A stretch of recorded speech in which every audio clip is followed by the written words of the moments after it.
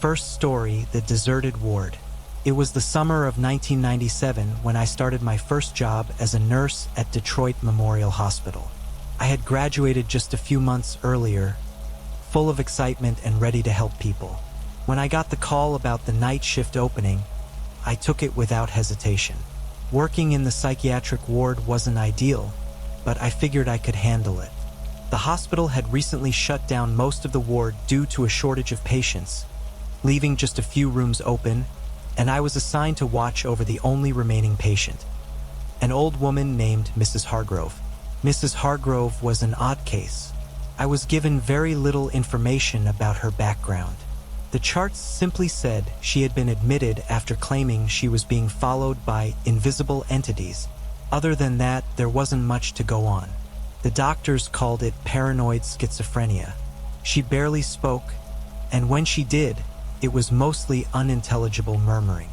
But what unnerved me from the start was the way she would stare at me, intensely, like she was waiting for something to happen. The first few nights were uneventful. The psych ward was eerily quiet, a long, dimly lit corridor with flickering fluorescent lights. The place smelled like old antiseptic and damp plaster, a heavy odor that lingered in the air long after the cleaners had left.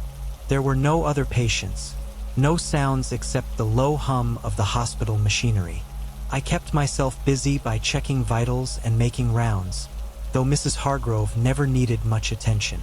She just sat there, her frail body half buried in the thin hospital blankets, always watching. By the fourth night, things started to feel off. At first, it was little things. Footsteps in the hallway when I knew I was the only one there. The sound of a door creaking open and closing softly in the distance. I thought it was just my mind playing tricks on me. The hospital was old, and I knew buildings like this had a way of making strange noises. But then I heard it whispering. It was faint at first, just a soft, unintelligible murmur coming from the end of the hall, near the rooms that had been closed off. I told myself it was the ventilation system, or maybe a radio left on in one of the abandoned rooms. But when I went to check, there was nothing. No equipment, no voices, just empty rooms filled with darkness. The next few nights, the whispers became more frequent, more distinct. It wasn't random noise anymore. I could almost make out words, though they always slipped away the moment I tried to listen closely. Sometimes the whispers would stop abruptly when I entered a room, like someone knew I was coming. I thought about telling the head nurse, but I didn't want to sound crazy. I was new. I couldn't afford to look paranoid in my first week. Then one night I made a mistake. I decided to look through the old patient files in the nurse's station, the ones stored in dusty boxes that no one had touched in years. I was curious about Mrs. Hargrove. How long had she been there? Why was she the only patient left? As I sifted through the folders, I found something that sent a chill down my spine. The ward had once been full dozens of patients, all admitted for various psychiatric disorders. But there were strange gaps in the records. Several patients had been admitted, and then, without explanation, their files simply stopped. No discharge notes, no transfers, nothing. It was as if they had just disappeared. My shift ended, and I left the files alone, telling myself I was overthinking things. But as I walked down the empty corridor toward Mrs. Hargrove's room to do my final rounds, I felt a pressure in the air, a heaviness that made it hard to breathe. The fluorescent lights flickered more than usual, casting long, unnatural shadows. And then, for the first time, Mrs. Hargrove spoke clearly. There watching, she whispered, her voice raspy and weak, as though it took all her strength to get the words out. Her eyes locked onto mine, wide with terror. They've always been watching. Before I could respond, I heard a crash from the other end of the hall. One of the doors had slammed shut. I rushed over, my heart pounding in my chest, but the hallway was empty. The door to an unused room stood ajar. I don't know what possessed me to look inside, but I did. The room was completely empty, just a barren bed frame in the center. But as I turned to leave, I saw something in the corner of my eye movement, a dark shape slipping past the doorway. I ran back to Mrs. Hargrove's room, breathless, but when I got there, she was gone. The bed was empty. I panicked, searching the room, the bathroom, even the hallway, but there was no sign of her. Frantically, I called security, but they found nothing. The cameras didn't pick up anything unusual either. At least that's what they told me. But when they showed me the footage from that night, I saw something that made my blood run cold. In the footage, I was standing outside Mrs. Hargrove's room, talking to someone, gesturing, nodding, but there was no one there. I was completely alone. The kicker? According to the hospital's records, Mrs. Hargrove had never existed. There was no admission form, no medical file, nothing. Her room 616, didn't even appear on the floor plans. It was like she had been a ghost from the start. I don't remember much after that.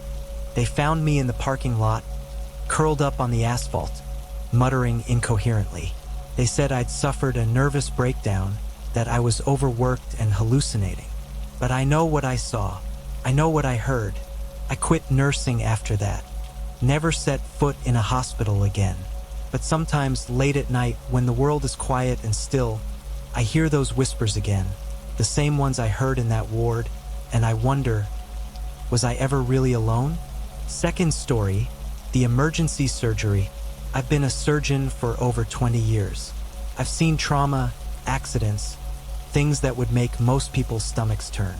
But what happened on that night in 2008, during a snowstorm that swallowed half of Montana, is something I still can't explain. I don't know if I ever will. It was late December, just a few days before Christmas. The storm had hit out of nowhere, the kind that knocks out power and traps people in their homes. St. Andrews, a small rural hospital where I served as chief surgeon, we were running on backup generators. The roads were nearly impassable, and we were down to a skeleton crew, just enough to handle any local emergencies. Around 2 a.m., a call came in from paramedics. They were bringing in a man, no ID, no background information, who had been found on the side of a highway, severely injured. The odd part, they didn't know how he got there. No sign of a car, no footprints in the snow leading to or from him. It was as if he had just appeared in the middle of the storm, bloody and broken. When the gurney rolled into the ER, I knew it was bad. The man was barely clinging to life. Deep lacerations on his chest, a punctured lung, and internal bleeding. He needed surgery immediately or he wouldn't make it. His face was pale, almost ghostly, and his body was ice cold, but somehow his heart was still beating. We didn't have the luxury of asking questions. My team, nurses Ellen and George, and an anesthesiologist named Sarah, quickly prepped for surgery. There wasn't time for small talk. Not that anyone was in the mood for it. There was something about the way he looked, something unsettling that hung in the air like the storm outside. But we pushed forward. He was just another patient, or so we thought. The moment we started the procedure, things began to go wrong. At first, it was small. A scalpel slipping off the tray, a clamp falling to the floor. I thought it was just nerves or exhaustion from the storm. But then the lights flickered, the hum of the generator stuttering for a second too long. The ore, always kept at a steady temperature, felt unnaturally cold. Cold enough that I could see my breath. Sarah, who was monitoring the anesthesia, muttered something about the lights, but I barely heard her. I was focused on the man in front of me. His vitals were all over the place, his heart rate spiking and plummeting in a matter of seconds, yet he remained unconscious. Then, out of the corner of my eye, I saw something impossible. The patient, his eyes were open, not fluttering from the anesthesia, but open, staring right at me. I froze, my hands still inside his chest cavity. I was sure I had imagined it. Patients don't just wake up in the middle of surgery, not under the kind of drugs we were using. But when I looked again, his eyes were closed, and everything was still. I told myself it was just stress. The storm, the pressure. We continued, but then Ellen screamed. I looked up, and for a brief, horrifying moment, I saw the patient's body sit up on the table, still sliced open, his organs exposed. It was unnatural, like a puppet being pulled by invisible strings. Then, just as suddenly, he collapsed back onto the table, completely still, his vitals unchanged, as if nothing had happened. "What the hell was that?" George whispered, his face pale. None of us could answer. We should have stopped. I should have called it off right there. But something, pride, fear, I don't know, kept me going. We had a job to do. I pushed through the final steps of the surgery, and by some miracle, we finished. The man's wounds were closed, his vitals stable. But the air in that room was heavy, suffocating, like we weren't alone. We moved him to recovery, not saying much to each other. Everyone was rattled. I tried to tell myself that it was just a combination of the storm, the stress, and our imaginations. After all, there's no such thing as ghosts or supernatural occurrences in the OR, right? The next morning, I went to check on him, dreading what I might find. But when I entered his room, my heart stopped. The bed was empty. I searched for the nurses, asked them where the patient had been moved, but no one knew what I was talking about. Ellen, who had been with me the entire night, looked at me like I'd lost my mind. "Dr. Morris, there's no record of him. We don't even have a file for him." I rushed to the computer, pulled up the hospital system, and she was right. There were no records, no admittance forms, no surgery logs, nothing. The man didn't exist. I knew then that something was horribly wrong. For the next few days, I couldn't sleep. I kept replaying the surgery in my head, the strange occurrences, the way his body had moved on the table. And every time I closed my eyes, I saw his face, those cold, dead eyes staring at me. It wasn't long before the nightmares started. Visions of that night, but worse, more vivid. I would see myself in the OR, cutting into the patient, only to realize it was me on the table. I'd wake up drenched in sweat, my chest aching as if I had been the one sliced open. Then, 3 days after the surgery, the police found my body in my home. I was dead, lying on the kitchen floor with deep lacerations across my chest, exactly like the ones I had stitched up on that man. I know this because you're reading my story now, a story I shouldn't be able to tell. Because the truth is, I never left that operating room. Something, whatever that man was, marked me that night, and now I'm part of whatever it is that lurks in the spaces between life and death, where shadows move and time bends. If you ever find yourself in the middle of nowhere, during a storm, and a nameless man shows up needing surgery, remember my story. Because some patients aren't meant to be saved. Some aren't meant to be found at all. Third story, Room 306. I've worked at the Metropolitan Hospital in New York for a little over a year now, and I've seen my fair share of strange things. Hospitals have a way of collecting stories, some harmless, some unsettling. But there's one story that's whispered among the staff, something everyone seems to know but no one likes to talk about. The story of Room 306. The first time I heard about it, I was on a late shift, chatting with one of the older nurses, Claire. She told me about Dr. Hoffman, a resident in the 1980s who was found dead in that very room, after weeks of claiming that something was after him. It wasn't an accident or natural causes that took him. According to Claire, they found him with a look of pure terror frozen on his face. No clear cause of death. No one could explain it, but after that, Room 306 was sealed off. They don't use it anymore, haven't for decades. At first, I didn't pay much attention to the rumors. Hospitals are full of stories like this. Besides, I'm a nurse. I deal with real, tangible things, medical emergencies, patients in pain. I don't have time for ghost stories. But all that changed when they put me on the 6th floor during the hospital renovations. The 6th floor was mostly unused, empty rooms, low foot traffic. I figured it would be a quiet shift, easy even. My job was to check on the few patients left there while the other floors were being remodeled. The hallway where Room 306 was located had been mostly blocked off, a shadowed stretch that seemed forgotten. My first shift on the floor was uneventful. But every time I passed that part of the hallway, I couldn't shake the feeling that something was off. There was always this cold draft that seemed to come out of nowhere, and the lights in that section would flicker more than they should. I chalked it up to faulty wiring. The building was old, after all. Then came the second night. That's when it started. I was making my rounds, heading toward the patient rooms when I heard it. A faint knock. At first, I thought it was one of the patients, maybe someone needing help. I followed the sound, and to my surprise, it led me down the hallway toward room 306. The door was sealed. I knew it hadn't been used in years, but as I got closer, I heard it again. 3 knocks, soft but deliberate.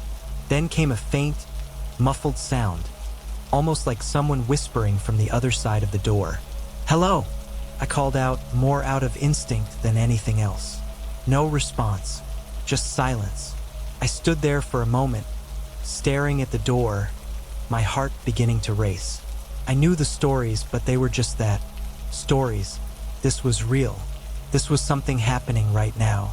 I took a step back, trying to shake off the unease that had settled in my chest. The rest of the night, I tried to ignore it, convincing myself it was my imagination. Maybe the building settling or a draft rattling something loose. But the knocking came again, louder this time, as if it was trying to get my attention. I rushed through my remaining rounds, doing everything I could to avoid that part of the hallway. The third night was when I finally made the mistake of mentioning it to someone. I was grabbing coffee in the break room when another nurse, Katie, asked how the 6th floor was going. I tried to laugh it off, but when I told her about the knocks, her face went pale. "Don't go near room 306, she said quickly, her voice low. "People hear things coming from there all the time. You shouldn't have even responded." I wanted to ask her more, but she quickly changed the subject and left the room, clearly uncomfortable. That only made my curiosity grow. The knocks didn't stop. In fact, they got worse. Each night I passed that door, the knocking would start. The whispers, too soft at first, then louder. I couldn't make out what they were saying, but it always felt like they were directed at me, calling to me. By the 4th night, I couldn't take it anymore. I had to know what was behind that door. It was stupid, I know, but the curiosity had eaten away at me. The knocking, the whispers, it all felt so intentional. So I decided to do it. I waited until the hallway was clear and grabbed the keys from the nurse's station. The door to room 306 had been sealed for years, but the lock looked simple enough. I didn't think anyone would notice if I peeked inside. Just a quick look, and then I'd shut it again and be done with it. The moment I touched the door handle, the knocking stopped. The silence was almost worse than the sound. I hesitated, but I'd come too far to back out now. I turned the key, and the door creaked open. The room was dark, dusty, and abandoned, just as I expected. The air inside was heavy, thick with the smell of stale air and neglect. There was nothing unusual, just an old hospital bed, a cracked window, and a few pieces of rusted equipment. But the moment I stepped inside, I felt it, like someone or something was watching me. I wanted to leave. I should have left. But then I heard it. A whisper, clear and unmistakable, coming from the far corner of the room. "He's here," the voice said, soft but urgent. I turned to run, but the door slammed shut behind me. My heart was pounding in my chest as I rushed back to the door, grabbing the handle and twisting with all my strength. It wouldn't budge. I screamed for help, banging on the door, but the hallway outside was silent. The hospital was eerily quiet, as if no one was there to hear me. I fumbled for my phone, my hands shaking as I tried to dial, but no signal. I tried texting Katie, hoping she'd see it once she was back on break. My fingers typed out the message as fast as I could. "Something's wrong. I'm in 306. He's here." I hit send. That's when I heard the footsteps. Slow, deliberate footsteps, coming toward me from the shadows in the corner of the room. I backed away, pressing myself against the door, my breath coming in short, panicked gasps. My mind raced, trying to find some kind of explanation, but nothing made sense. The footsteps grew closer, and then I saw him, just a silhouette at first, but then more defined. A man, dressed in an old hospital coat, his face gaunt, his eyes hollow. "Leave," he whispered, his voice low and full of pain. "You shouldn't be here." I froze, unable to move, to think, to breathe. And then, everything went black. The next thing I remember, I was gone. Or rather, I wasn't there anymore. Katie told me later that when the fire alarm went off, they evacuated the building. They assumed I had left with everyone else. But I hadn't. By the time they realized I was missing, it was too late. They never found me, but I'm still here, somewhere trapped in this room. The same room where Dr. Hoffman met his end all those years ago. I can feel him sometimes pacing, watching, waiting for the next curious soul to open that door. So if you ever find yourself at the Metropolitan Hospital, walking past room 306, and you hear a knock, don't answer it. Because once you do, you're never leaving. Fourth story, the last patient. I've worked in emergency medicine for nearly 15 years. You'd think by now I'd be used to the chaos, the long hours, the constant stream of patients clinging to life. But nothing ever truly prepares you for nights like this. It was a typical shift at St. Joseph's in Chicago. The ER packed with the usual car accidents, heart attacks, overdoses. The noise of the hospital was its own kind of rhythm, something I'd learned to block out over the years. I was tired, running on caffeine and muscle memory, but that's the job. You keep going. Then, just past 11 p.m., they brought him in. No ID, the paramedics said as they rushed him through the doors. Car crash. Severe head trauma, multiple fractures. We need to move. I glanced at the man on the gurney. Blood matted his hair, his face swollen and bruised beyond recognition. He was unconscious, barely hanging on. No one knew who he was, just that a good Samaritan had found him on the side of the road after a wreck, his car flipped and smoking. The paramedics had done what they could, but it was up to us now. I fell into autopilot, barking orders to the team as we wheeled him into surgery. We worked fast, cutting through layers of skin, tissue, and bone to repair the damage. But as I reached to make the first incision, something odd happened. My hands froze. It was only for a second, but it was enough to rattle me. I stared at the man on the table, at his broken body. I knew I had never seen this man before. He had no identification, no name, no history that we could find. And yet, I had this overwhelming feeling that I did know him. Somewhere, deep in the recesses of my mind, a door cracked open, and something long buried began to stir. I shook the feeling off. This wasn't the time for distractions. He was fading fast, and I had a job to do. We worked through the night, fighting to stabilize him, my mind battling the growing unease. The longer I worked, the more the flashes came. Images of another man, another night, years ago. The face of my first lost patient.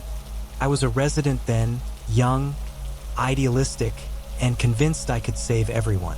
His name was David Grant, a 25-year-old who had been in a motorcycle accident. The memory of that night was still vivid, the way we fought for hours, and how, no matter what we did, he slipped through my fingers. I'll never forget the crushing weight of that loss, the realization that I wasn't invincible. It was a turning point for me, and now, standing over the stranger's broken body, I was right back there, in that moment. It wasn't just the feeling anymore, it was him, the man lying on the table beneath my hands. He was David, or at least he looked exactly like him. Same bone structure, the same deep-set eyes. Even though his face was swollen and bruised, I could see the similarities more clearly with every passing minute. "This is impossible," I whispered under my breath, as sweat dripped down my neck. No one else seemed to notice my hesitation. The team kept moving, following my orders, trusting me to lead. The more I worked, the more the flashes hit me. Memories, fragments of that night when I'd lost David. The smell of antiseptic, the sound of the monitors flatlining, the feeling of helplessness as his heart stopped beating under my hands. And now it was happening again. No matter what we did, the man was slipping away. Every time we tried to stabilize him, something else went wrong. His blood pressure would crash, his pulse would fade.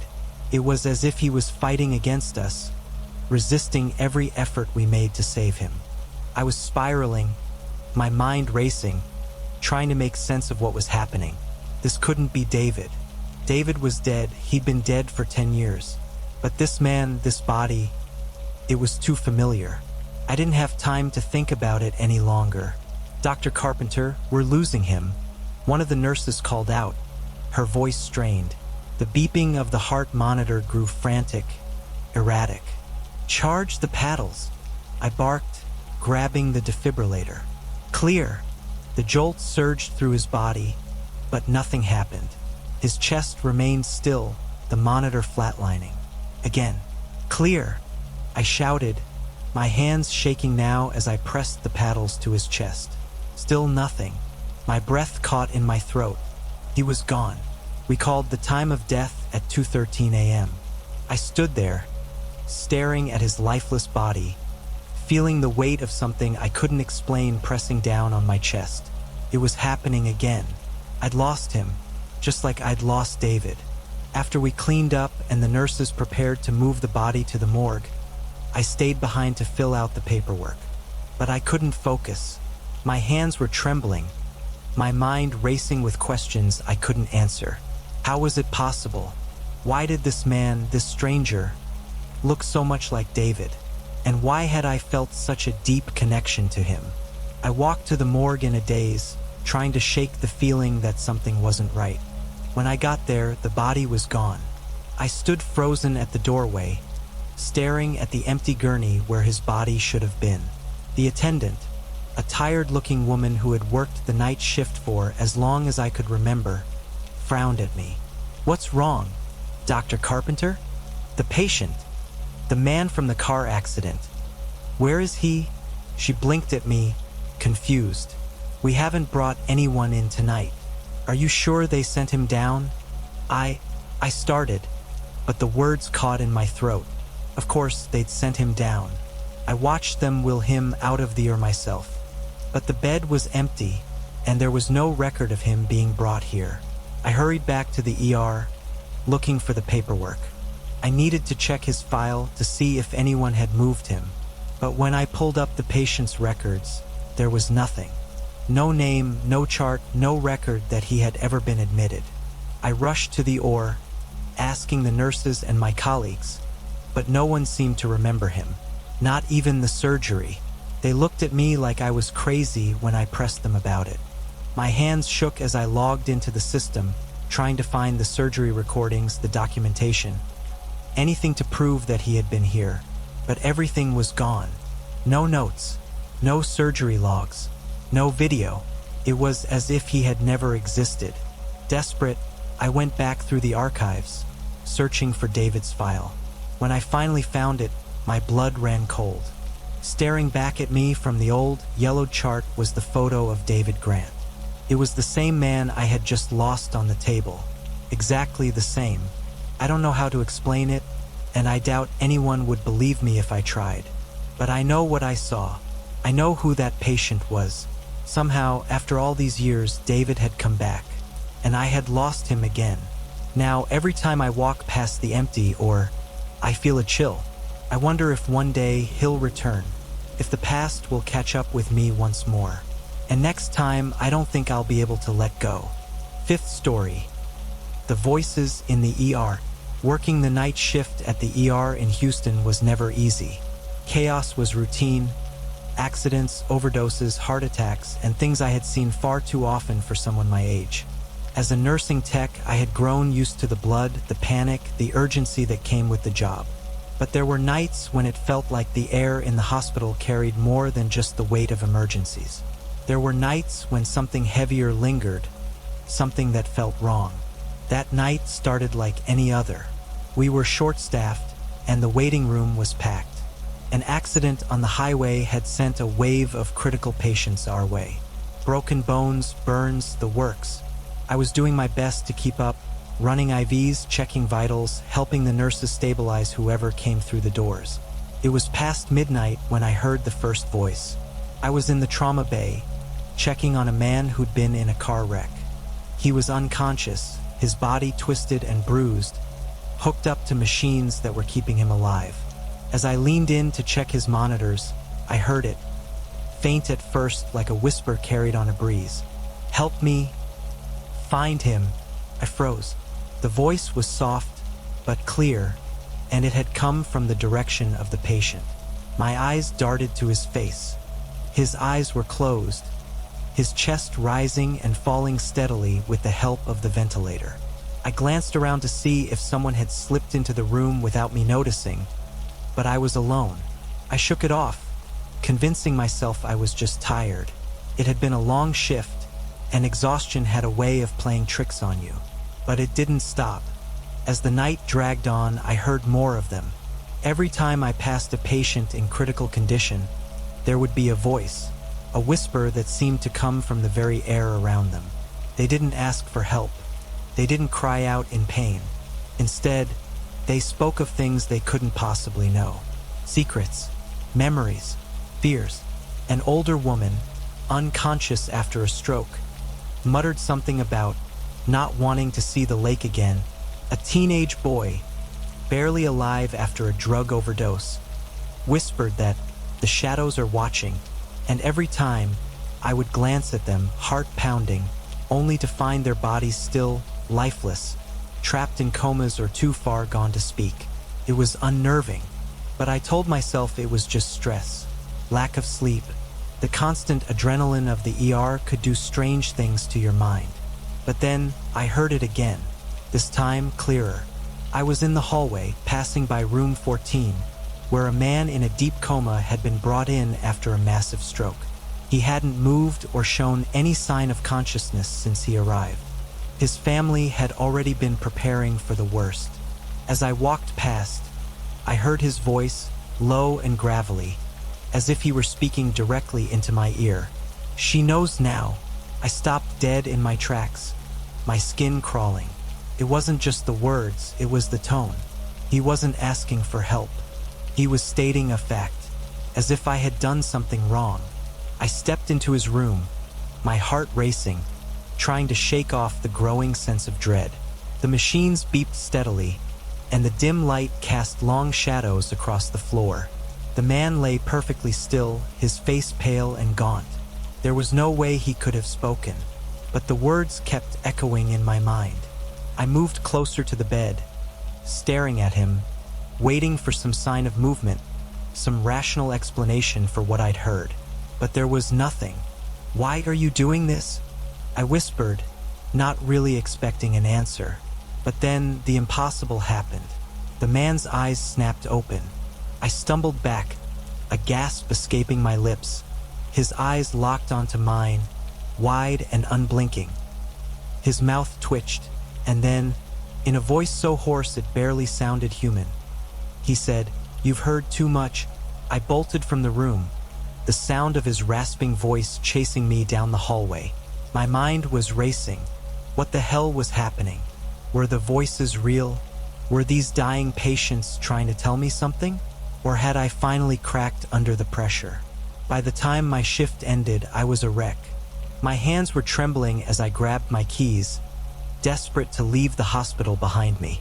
The air outside felt thick, suffocating, like the night itself was closing in around me. I drove home in silence, the streets nearly empty at that hour. But the voices wouldn't leave my head. They were quieter now, faint echoes, but they were still there, whispering secrets I wasn't supposed to know. That's when the car came out of nowhere. It happened so fast. 1 minute, I was gripping the steering wheel, and the next, there were headlights, bright and blinding, coming straight at me. I swerved, but it was too late.